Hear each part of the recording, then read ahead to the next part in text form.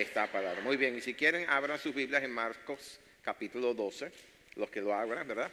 Que ahí donde está el texto base de hoy. Vamos a continuar con la serie, esta es la tercera entrega de la serie, en sus pasos. El próximo domingo será la última. Hoy vamos a ver el tema de generosidad radical, ¿ok? Generosidad radical. Y cada vez que digo radical, me acuerdo de la canción de Marcos Witt, yo quiero ser un radical. Lamentablemente no está Gesán aquí para que lo cantara y lo tocara. Algunos de ustedes conocen a Gesán, él ha estado por aquí hace ya tiene varios años que no viene. Él es también de Venezuela, del mismo lugar de donde son los hermanos Hidalgo. Y me acuerdo que estábamos en una ciudad llamada Ciudad Bolívar, de paso. Y estábamos ministrando en una iglesia, el Antonio Medina, era el pastor que se llamaba, Antonio Medina, creo que es. Y entonces, pero así, él estaba ahí porque él tocaba el violín y qué sé yo, pero no hacía mayor cosa, digo yo mayor cosa, o sea, él me estaba tocando el violín y no hacía mayor cosa. Es tremendo músico. Pero entonces estábamos ahí y el doctor Carusí, que es el presidente del ministerio donde servíamos, nos dice a nosotros, a Gregorio y a mí, me dice, vamos a lanzar a Gesán. ¿Con cuál? Con el radical, le dice José Ramón. Y entonces lo agarraba por sorpresa y él que yo, y empezamos a tocar y el muchacho salió adelante y bueno, imagínense, fue tremendo porque el muchacho es muy bueno en adoración. Ok, Marcos capítulo 12 es el texto base y lo vamos a leer en la Nueva Traducción Viviente. Dice así, ¿me están ayudando allá atrás? Ok. Jesús se sentó cerca de la caja de las ofrendas del templo y observó mientras la gente depositaba su dinero y muchos ricos echaban grandes cantidades. Entonces llegó una viuda pobre y echó 2 monedas pequeñas. Jesús llamó a sus discípulos y les digo la verdad, esta viuda pobre ha dado más que todos los demás que ofrendan, pues ellos dieron una mínima parte de lo que les sobraba, pero ella, con lo pobre que es, dio todo lo que tenía para vivir. Vamos a remarcar eso, ¿verdad? Estos ricos que estaban dando tanto y hasta hacían fanfarria, porque en la tradición decían que la gente les celebraba cuando ponían ese poco de dinero dentro del arca, ¿verdad? Dieron la mínima parte de lo que les sobraba. Así lo dice el Señor. Pero ella, la pobre viuda, con las 2 moneditas que tenía, dio todo el sustento que tenía para vivir. Padre, te doy gracias por tu palabra. Como está escrito, tu palabra es como una espada de doble filo. Es viva y eficaz. Y penetra hasta partir los huesos y los tuétanos, Señor, y discierne las intenciones y los pensamientos del corazón. En esta mañana, Señor Dios, nos ponemos de acuerdo para darle libertad a tu palabra para que nos escudriñe, Señor. Y corrija lo que hay que corregir en nosotros, en el nombre de Cristo Jesús. Amén. Voy a comenzar por hablarles del corazón humano, pero al mismo tiempo he orado al Señor para que su palabra les pueda hablar a ustedes a su corazón. Amén.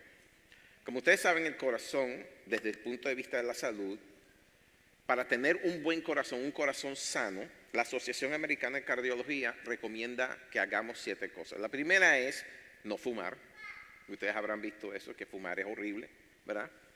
La segunda es estar físicamente activos.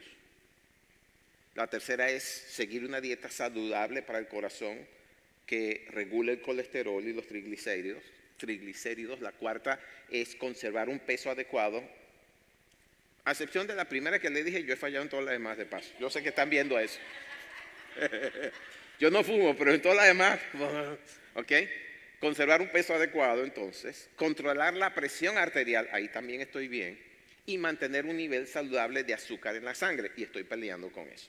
¿Ok? Es una lista de 7 cosas. Ahora, hablando del corazón, usted sabe que el corazón humano pesa menos de 1 libra. Ahí tengo una pantallita, por favor. Menos de medio kilo, ¿ok?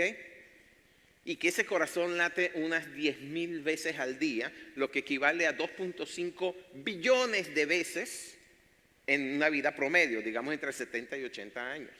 Late bastante. En otras palabras, el órgano que Dios puso en el centro de nuestro cuerpo no es cualquier cosita, es bastante fuerte para estar. Y cuando uno ve a la muchacha que lo enamoró, así, ¿verdad? Pero hasta ahí que... Ahí está, ¿ok? Nuestros vasos sanguíneos, y cuando digo vasos sanguíneos me refiero a las arterias, venas y vasos capilares, suman en total unas 60.000 millas de longitud. Traducido, unos 96.000 kilómetros, ¿ok? Con lo cual podemos darle la vuelta 2 veces al planeta. ¿Ok? Eso es lo que usted tiene ahí dentro. ¿Escuche? Sí, así lo diseñó Dios. Dios ha sido tremendamente bueno en su diseño para con nosotros. Ahora, por la manera en la cual Dios nos diseñó, nuestra biología, si nos quitan el corazón no podemos vivir. De hecho, inmediatamente fallecemos. ¿Ok? Y lo interesante detrás de todo esto es lo siguiente. Dios te pide que le des tu corazón. ¿Ok? Dios dice en Proverbios 23:26, hijo mío, y aquí incluyo a las damas, hija mía, dame tu corazón y miren tus ojos por mis caminos. Ahora, unos versículos más adelante de lo que leímos en Marcos 12, y en este caso en el versículo 28, encontramos una historia, una narración que nos da Marcos acerca de un encuentro que más bien fue como un interrogatorio, lo dice en Mateo, dice que fue un interrogatorio, que le hicieron los escribas y los fariseos al Señor Jesús.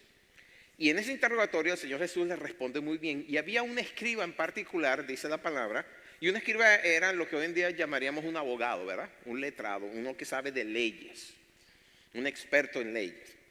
Viendo que les había contestado bien a los saduceos y a los fariseos, decide hacer una pregunta. Mateo es el que dice que la pregunta que le hace es con la intención de tenderle una trampa, con la intención de que él responda, a ver si responde mal para poder acusarlo de algo, poder señalarlo de algo.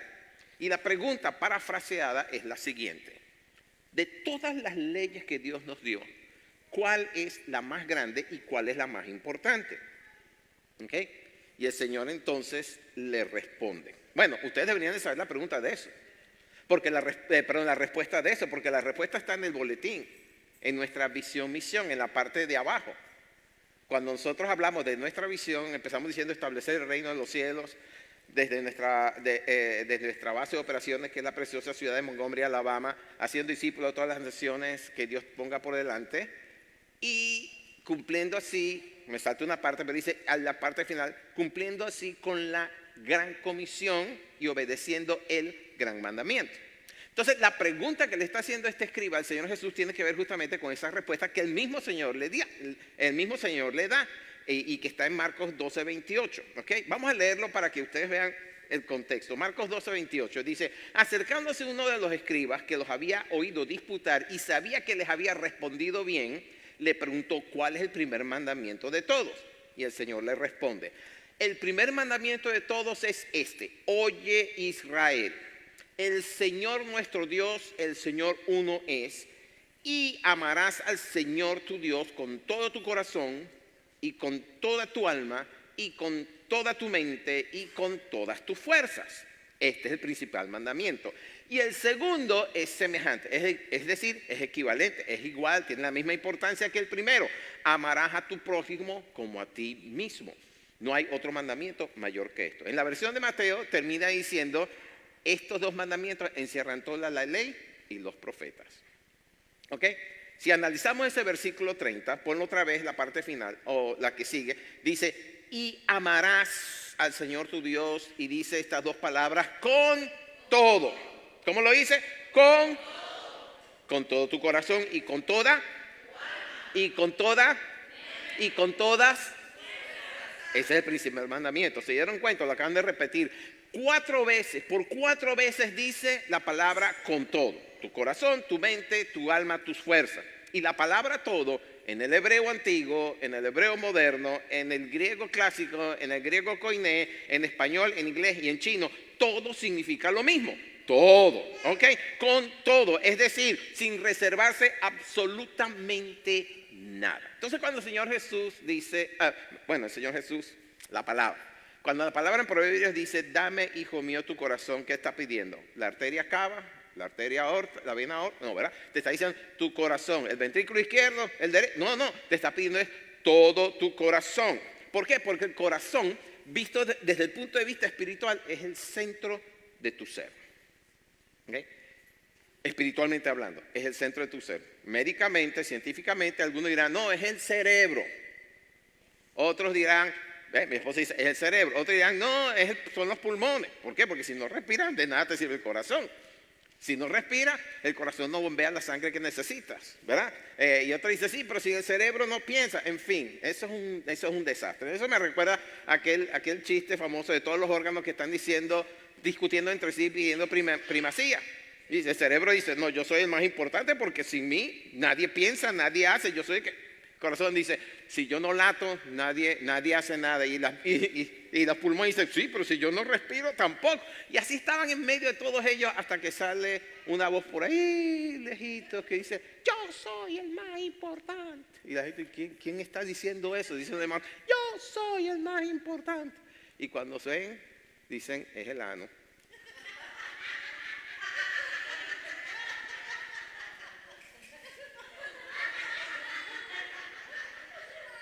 Y los demás órganos dijeron, no, chico, tú estás echando broma. ¿Qué vas a hacer tú? No vengas con eso. Se molesta el caballero aquel y se tranca. Y pasó el primer día y ya el cuerpo se está sintiendo menos raro. Llegan 3 días, 4 días, el cerebro ya no puede pensar. Los pulmones les cuesta respirar. El corazón casi que no late. Se dieron cuenta y dijeron, está bien, de acuerdo, tú eres el más importante.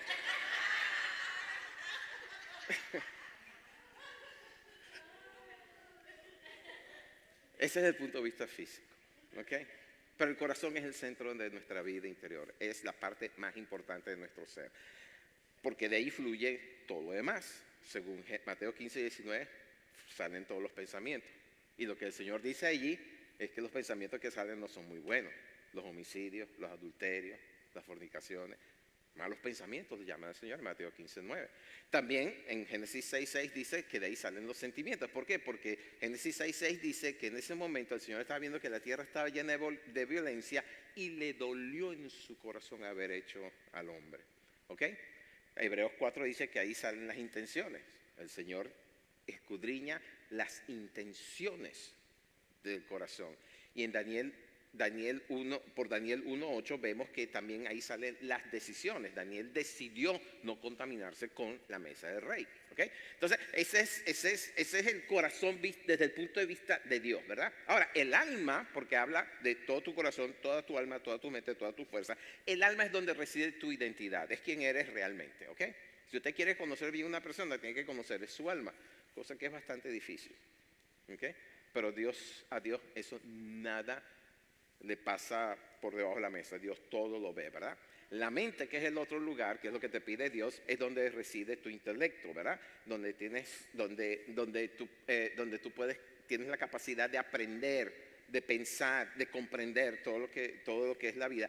Y las fuerzas, obviamente, está hablando no solamente de la fuerza física y el rigor, sino también está hablando de tu voluntad, ¿verdad? Que eres perseverante o no en este tipo de cosas. Entonces, cuando Dios te pide que ames con toda tu alma, con todo tu corazón, con toda tu alma, con toda tu mente, con todas tus fuerzas, te está pidiendo ¿qué? Todo. ¿De acuerdo? Todo. Y eso es lo que Dios te dice cuando dice en Proverbios, dame, hijo mío, dame, hija mía, tu corazón. El problema de eso es que le decimos al Señor, sí, Señor, te doy todo mi corazón, todo mi ser, pero esa entrega frecuentemente, generalmente, es a medias. Nunca le entregamos por completo nuestro corazón. ¿Estoy mintiendo? ¿Aló? Ok, ustedes saben que es así. Y el que diga, no, yo le entrego siempre con todo el 100%, usted sabe que está mintiendo, ¿verdad que sí? Ok. La razón de eso, de esa entrega parcial que le damos a eso, es que básicamente somos egoístas. ¿Okay? Somos egoístas desde el nacimiento. Ustedes no se han dado cuenta cómo los hijos pequeños, los niños cuando son pequeños, de repente viene otro amiguito por ahí pequeño y le va a agarrar el juguete y el muchachito dice de repente, ¡no, eso es mío! Es un pichurrito así, ¿verdad? ¿Verdad que sí? Bueno, porque nacemos en pecado, ¿cierto? Y entonces esa es la manifestación de ese tipo de pecado. Lo primero que es que no, es mío, ¿verdad? Y de repente lo ven a los dos chiquitos peleando por su mamá. Esa es mi mamá, no, es la tuya, es la mía, no. ¿Verdad? Nacemos con ese egoísmo. Ahora, eso es moldeable, ¿verdad? Se puede amoldar, pero siempre queda algo de ese egoísmo en nosotros. Y entonces, al no estar conscientes de ello, todo lo que tenemos y somos decimos que es nuestro, sin darnos cuenta de que realmente todo lo que somos y tenemos le pertenece al Señor. ¿Okay? Que nada de lo que decimos ser nuestro realmente es nuestro, sino que es de Él, por cuanto, lo dice la palabra, y frecuentemente ustedes me han escuchado decir esto, fuimos comprados a precio de sangre. Cuando Pablo dice que él es esclavo de Jesucristo es porque él conocía esta verdad. Y es que en su tiempo, cuando uno compraba un esclavo, ¿qué pasaba? Le pertenecía completamente a la persona. Y el esclavo no tenía nada. Hasta su esposa y a sus hijos le pertenecían al que lo compró. ¿Cierto? Los esclavos no son nadie. Y cuando el Señor cambió su vida por la suya, es decir, derramó su sangre para comprar tu vida, lo que está diciendo es que tú le perteneces, todo tu ser, todo lo que tú eres, todo lo que tienes, todos tus bienes, tu familia, todo le pertenece. ¿Por qué? Porque fuimos comprados a precio de su propia vida. Cuando Él en la cruz derrama su sangre, y Levítico 17:11 dice que la vida de la carne en la sangre está. Cuando Él derrama eso, Él lo que hizo fue un intercambio, ¿ok? En la cruz. Dijo, mi vida por la tuya. Estoy pagando con mi vida la tuya. Tu vida ahora me pertenece. Así que ya no te perteneces. Tamás, ya no te pertenezco, le pertenezco es al Señor. Joel David, no me perteneces. Le perteneces al Señor. Jeremiah, no te pertenece. Ahora, eres responsable de criarlo y más te vale que lo hagas bien y mejor de lo que yo te crié. Pero no te pertenece. ¿Okay? Deja de abrazarlo, darla y no te pertenece. Dice primera de Pedro 1, 18 y 19, sabiendo que fuisteis rescatados de vuestra vana manera de vivir, la cual recibisteis de vuestros padres, no con cosas corruptibles como oro o plata, sino con la preciosa sangre de Cristo, como de un cordero sin mancha y sin contaminación. Y finalmente Pablo en 1 Corintios 7, 23 dice exactamente lo que les acabo de decir, por precio fuimos comprados.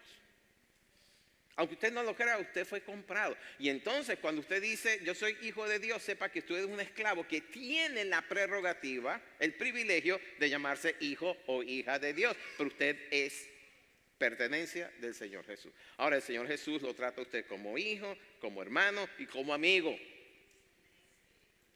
Porque así de bueno es Dios. Amén.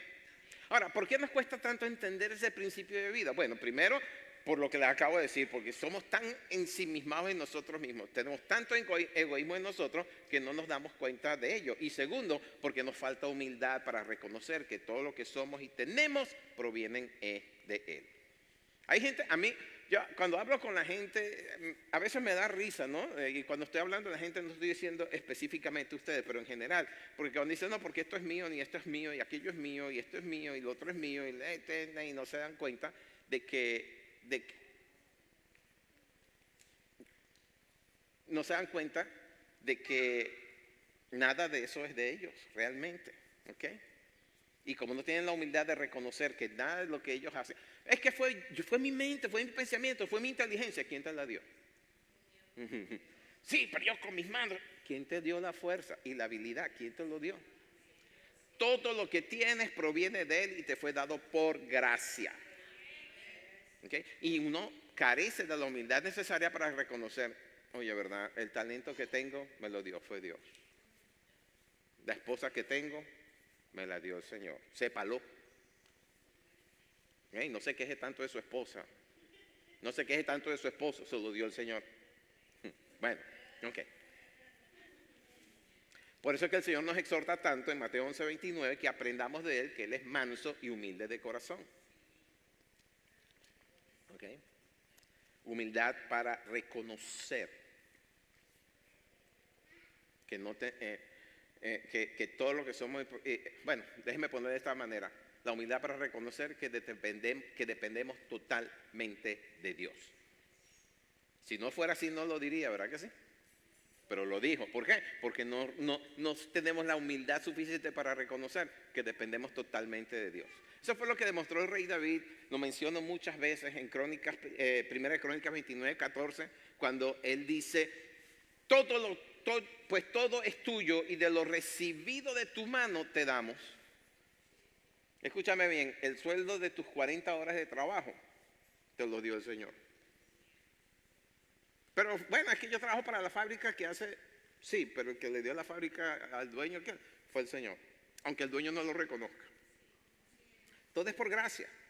La Nueva Traducción Viviente dice, en verdad tú eres el dueño de todo y lo que te hemos dado, de ti lo hemos recibido. Eso es ser humilde. ¿Ok?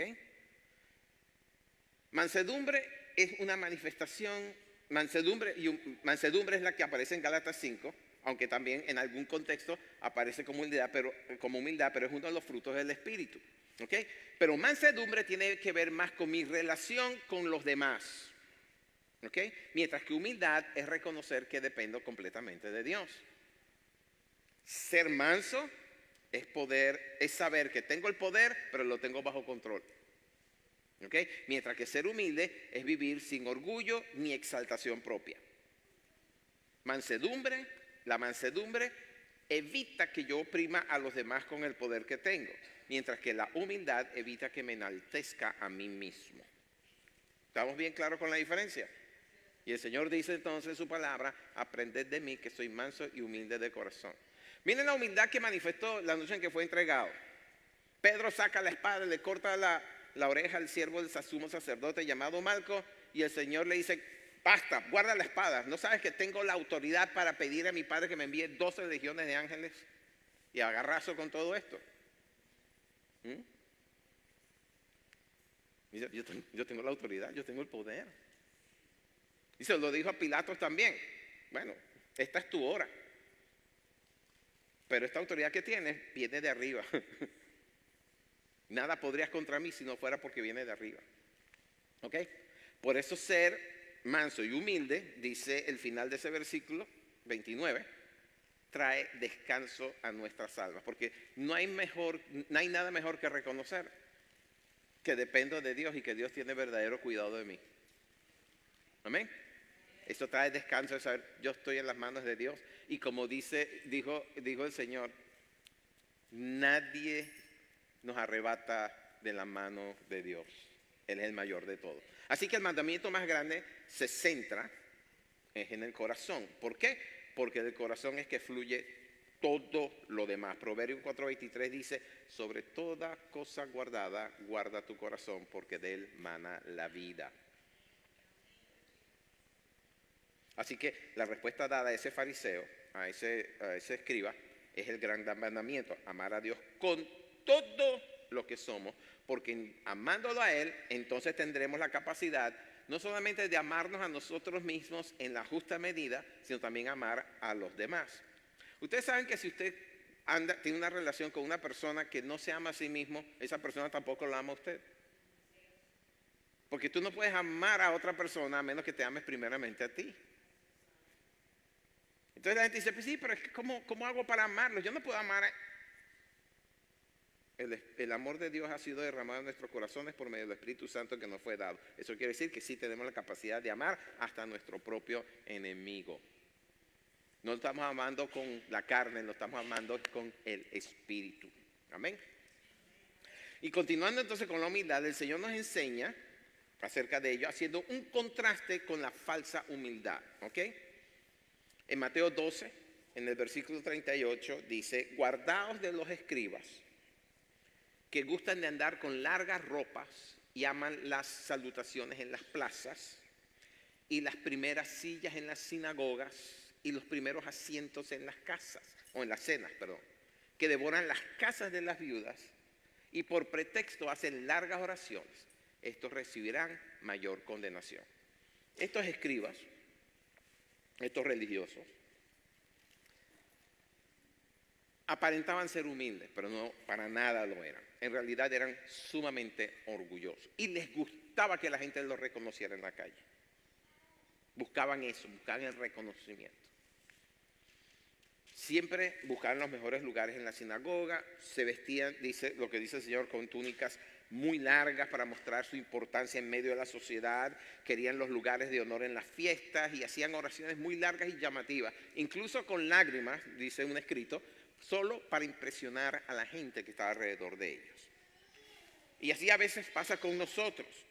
A veces creemos que somos muy humildes o queremos que los demás nos vean como humildes, cuando en realidad, en el fondo, somos bastante orgullosos. ¿Ok? Ustedes, para aprender un poco más del orgullo, deberían comprar mi libro, El orgullo y cómo lo vencí en 5 pasos. Ese es un viejo chiste del doctor Carusi, pero ahí está. Entonces, estos fariseos no solamente hacían un espectáculo, también se daba, dice el Señor, se daban a la tarea de explotar a las viudas, obligándolas a dar tanto que al final se quedaban sin lo necesario para subsistir. Y es aquí donde llegamos al texto base que leímos al principio. El Señor se sienta en el lugar donde se depositaban las ofrendas y observa todo lo que está sucediendo en este momento y ve el espectáculo que está dando esta gente rica. Les quiero dar un pequeño trasfondo de eso, ¿me permiten? Bueno, gracias. De todas formas lo iba a hacer. Aunque no quiera, lo iba a hacer de todas formas. Gracias. Gracias. Eso es, ve mi humildad, yo pido permiso para hacer. Bueno, todo esto que habla, que narra el Señor Jesús, obviamente ocurre en el templo. Pero ocurre en un lugar del templo llamado el atrio de las mujeres, y así se llamaba porque era el único lugar que les era permitido a las mujeres entrar. Sepan que en esa cultura y en aquel tiempo, y todavía hoy en día, bueno, no hay templo donde entren, pero en esa cultura las mujeres solamente le eran permitido entrar hasta cierto punto dentro del templo. Qué discriminación, ¿verdad? Bueno, el caso es que en ese lugar donde se les permitía a las mujeres entrar, también entraba todo el mundo. Había hombres y mujeres por igual. Inclusive había gente que no era judía, porque cerca de ellos es donde en ese lugar tenían 13 arcas, llamadas así, 13 arcas para que la gente depositara sus ofrendas. Se llamaban los shefarot. Ahí está la imagen, por favor, ¿ok? Lo puse ahí, había 13 de esos shofarots, ¿ok? Y esos shofarot tenían esa forma, eran anchas abajo, pero angostas arriba, para que la gente no pudiera meter la mano y sacar lo que estaba depositado. Sí, es así, sí, ¿ok?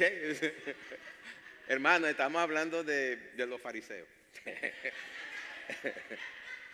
Que tengan cuidado con lo que digo, ¿verdad? ¿Ok? Eran 13 y cada una de ellas tenía un propósito. Por ejemplo, unas eran para el impuesto del templo, otras eran para las ofrendas voluntarias y así sucesivamente. ¿Ok? Y entonces el Señor observa que vienen estos ricos y muchas veces venían con bolsas llenas de monedas, de lingotes y ese tipo de cosas, y los depositaban dentro del shofarot.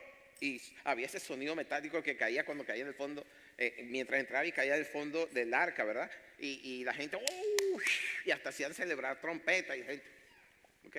Como si fueran artistas de cine. Y él estaba mirando todo ese espectáculo. Pero dice Jeremías 17:10 que el Señor escudriña la mente y prueba el corazón, ¿ok?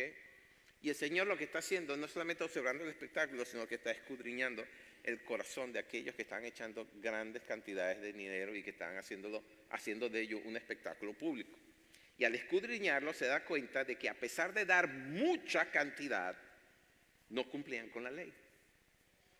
Porque como dice ahí en el versículo 44 de lo que leímos, dice, daban una mínima parte de lo que les sobraba.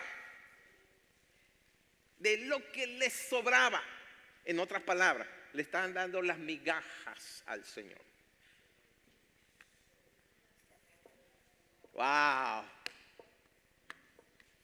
Lo que les sobraba no era el 10%, era la mínima parte de lo que les sobraba. No era el diezmo lo que estaban dando. Probablemente estos ricos, si hubieran estado dando el diezmo, hubieran tenido que venir con unas carretillas, porque eran bastante ricos en ese tiempo, ¿ok? Le estaban dando eran las migajas a Dios. Y el Señor se da cuenta de eso, porque Él no se le pasa nada, ¿no? Está observando y lo dice, esto están dando de lo que les sobra.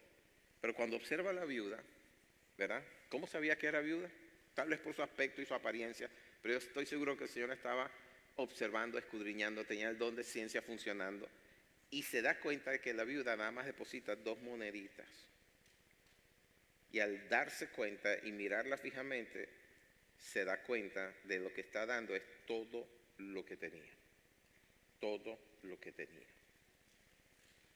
Y eso es lo que le hace saber a sus discípulos. Dice, todo lo que dieron esas cantidades de ricos es apenas lo que les sobraba, las migajas de lo que tenía.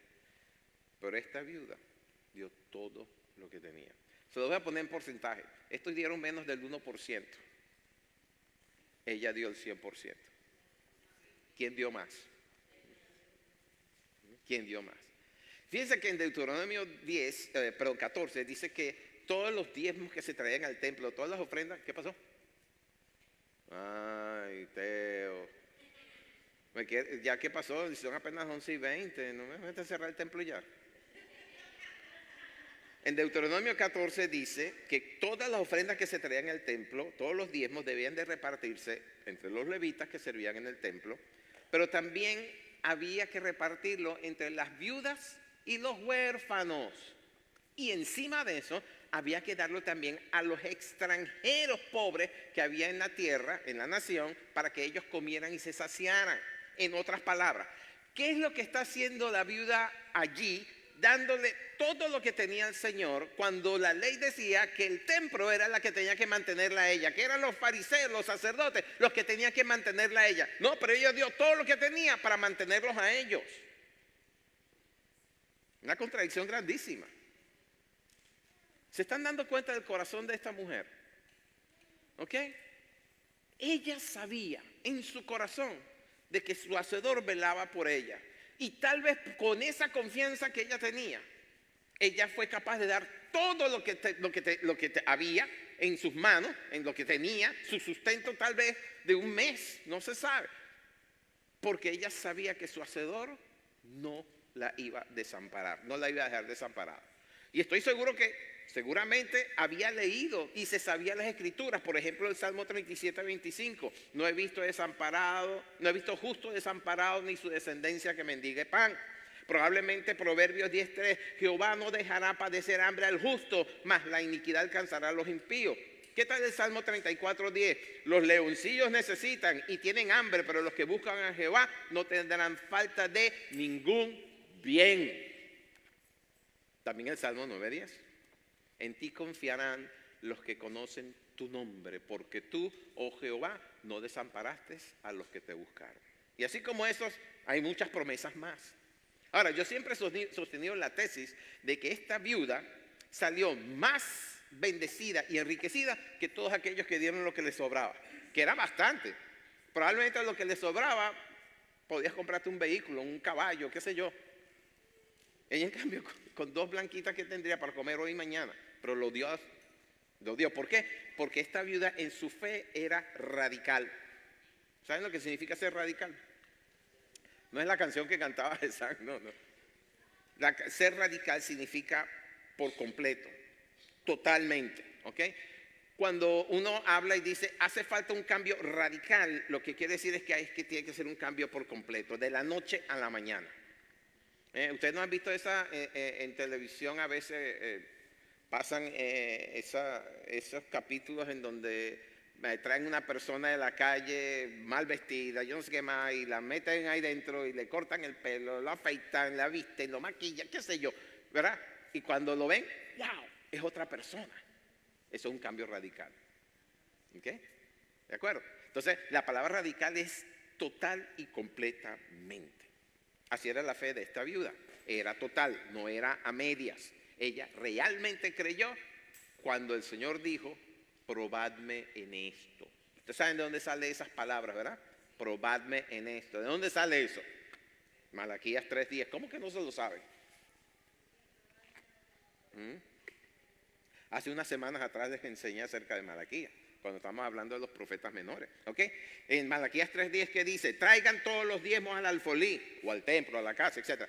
Y si lo hacemos, ¿qué pasa? Dice en la Biblia textual, lo voy a leer en la Biblia textual porque es tremendo. Dice, abriré para vosotros las cataratas de los cielos y derramaré mi bendición sobre vosotros hasta que sobreabunde.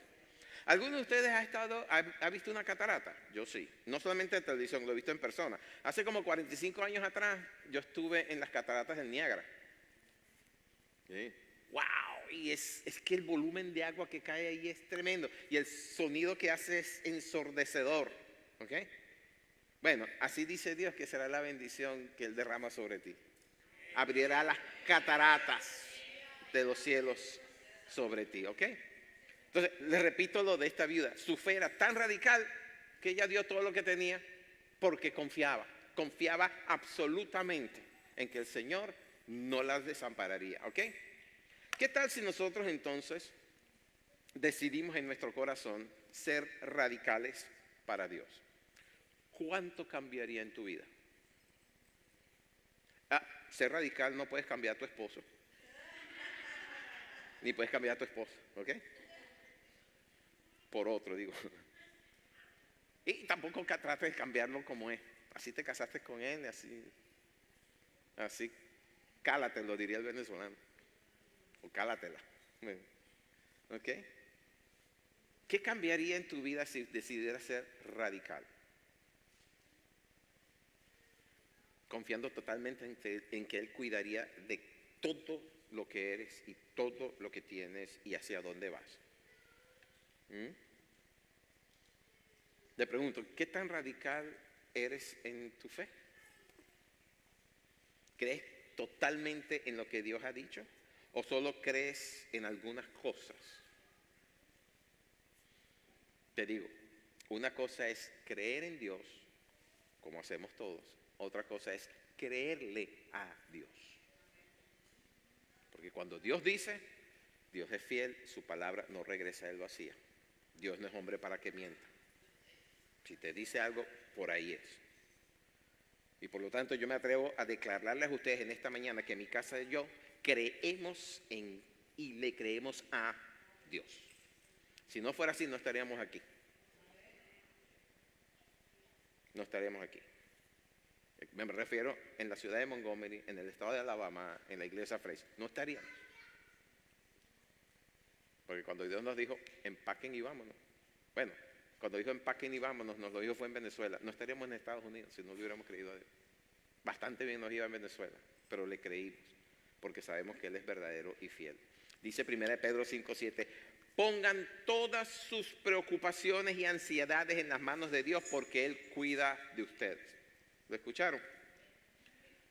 No hace falta que vayas al médico para que te dé una pastilla, un calmante, si sufres de angustia. Acude a Dios.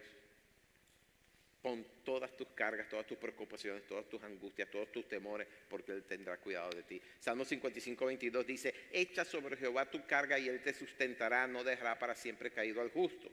Salmo 121, versículos 7 y 8. Jehová te guardará de todo mal. Él guardará tu alma. Jehová guardará tu salida y tu entrada desde ahora y para siempre. Y créeme, sobre todo tú, madre, que tienes hijos pequeños, nadie hay mejor que Dios para guardar a tus hijos. Tú no puedes guardar mejor a tus hijos que Dios.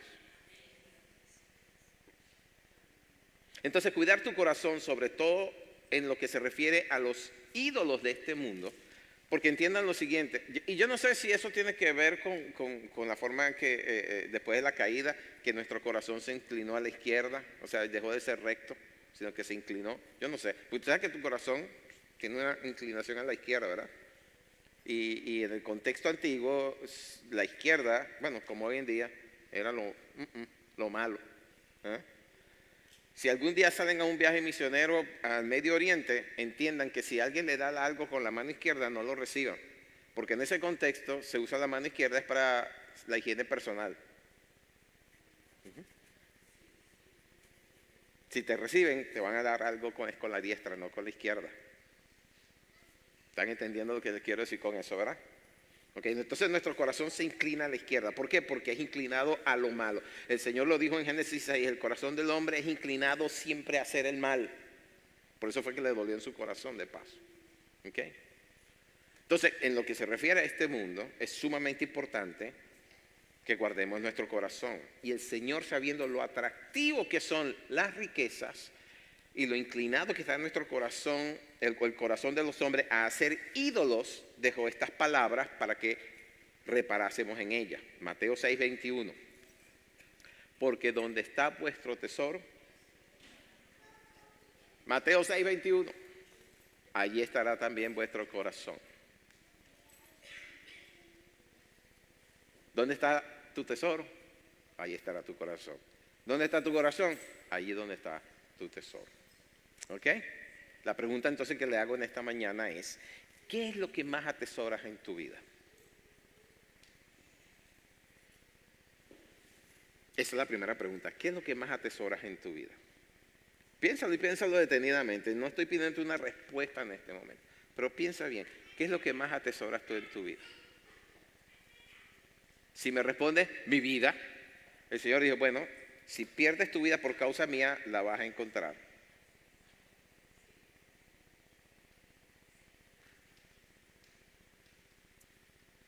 ¿Okay?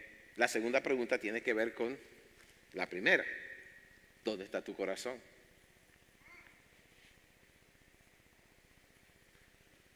No importa dónde esté tu corazón. Si el Señor te dice en esta mañana, hijo mío, hija mía, dame tu corazón, es porque algo grande quiere hacer con él. Y lo único que te pide a cambio es, miren tus ojos por mis caminos. Se lo voy a leer en la Nueva Traducción Viviente, la última parte que me gusta mucho. Dice, que tus ojos se deleiten en seguir mis caminos. Te garantizo.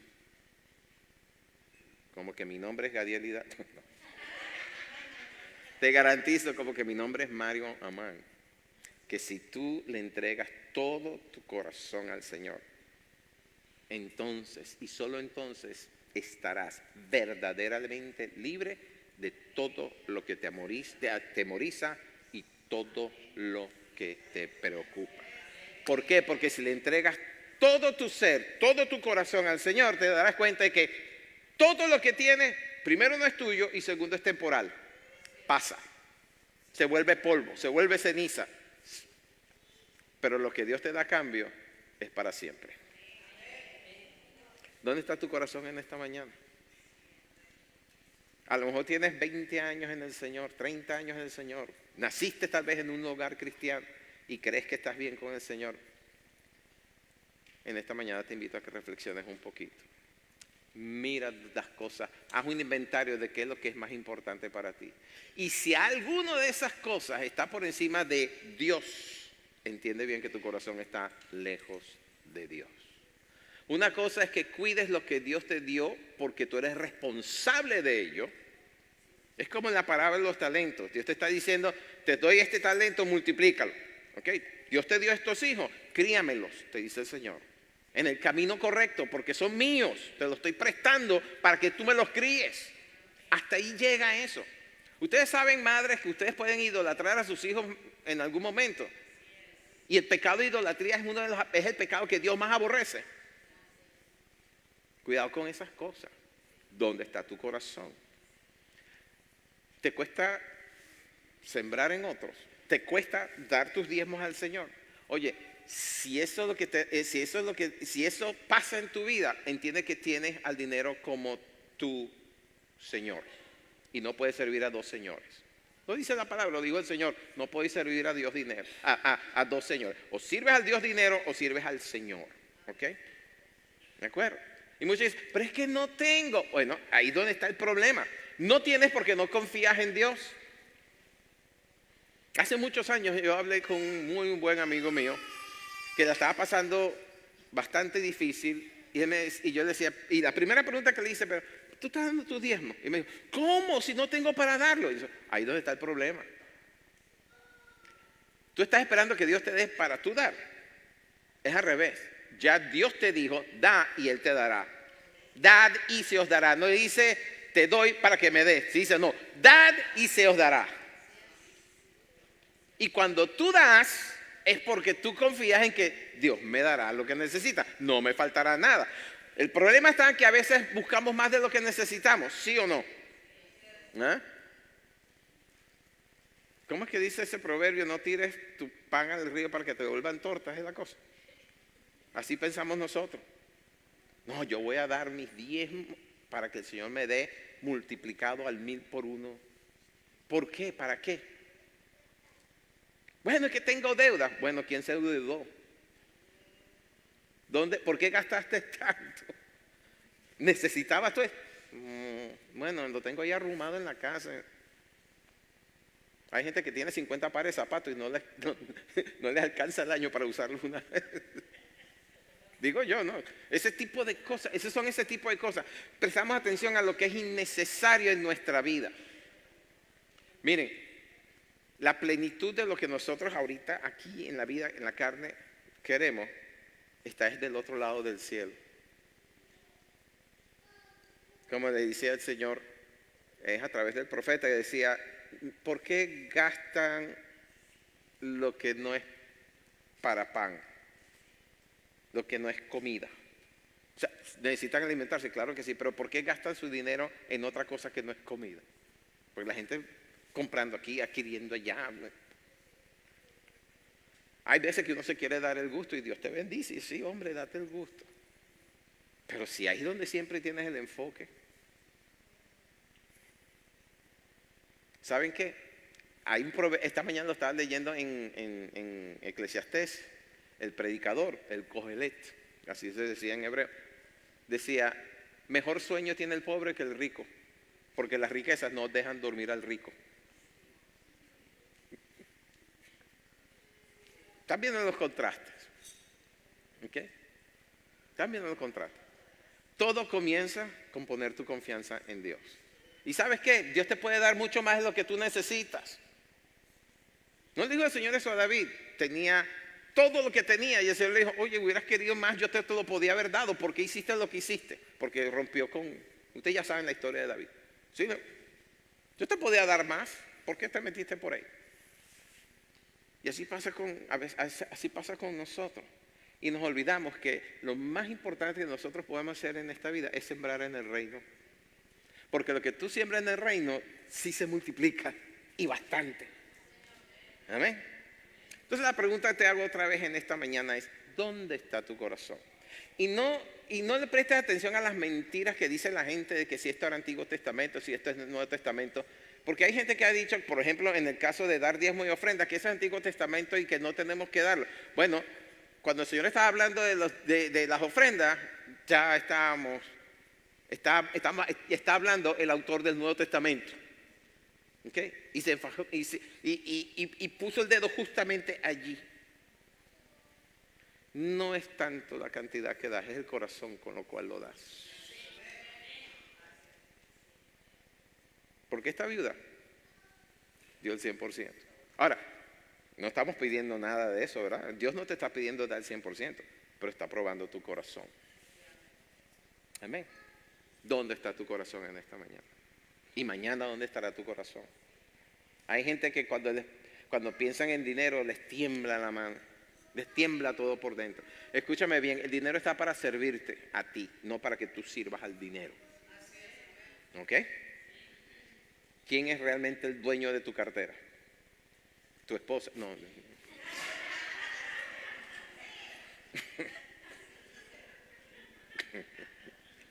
Perdón, hermano, y ustedes saben cómo soy yo con estas cosas. Me gusta romper tensiones de esa manera. Pero estamos hablando en serio, ¿verdad? Si tú te das cuenta de que tu casa, tu carro, tus hijos, tus hijas, todo lo que tienes no es tuyo, sino que le pertenece a Dios, vas a vivir mucho más tranquilo. Amén. Nos ponemos de pie.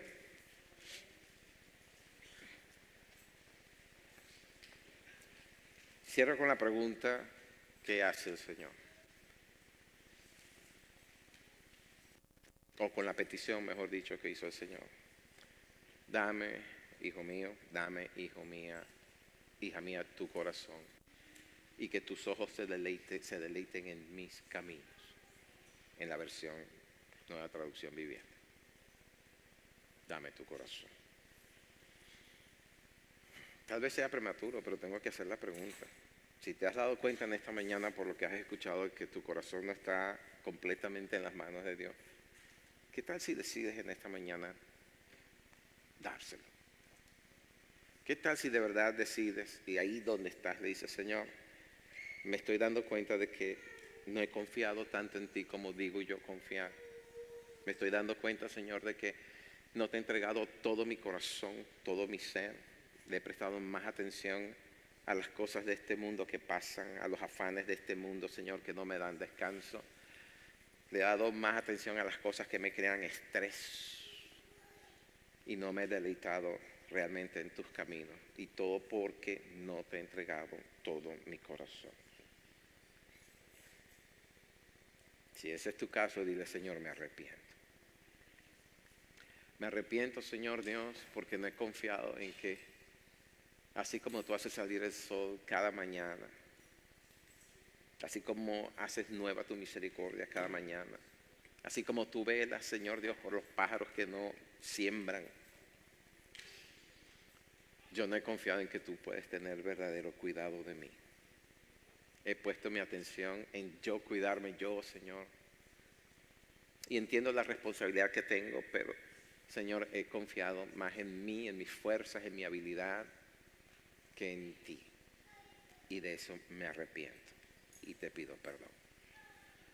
Te entrego mi corazón, Señor, con la esperanza que tú me enseñarás a verdaderamente confiar en ti, a verdaderamente estar en paz y no angustiarme por las noticias que oigo, por lo mucho o poco que tenga en la cuenta bancaria, por si tengo mucho o poco pan en la despensa. No, yo confiaré, Señor, de que cada mañana tu misericordia proveerá pan, alimento y vestido para mí, para mi casa, para mis hijos, que no me faltará para la renta, que no me faltará para la luz, que no me faltará para la gasolina. Señor, de que no tendré necesidad de lo que realmente necesito, porque tú tienes verdadero cuidado de mí.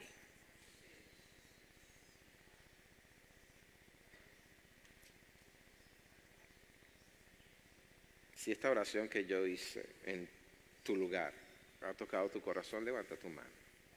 Yo quiero ver. Levanta tu mano si de verdad ha tocado tu corazón.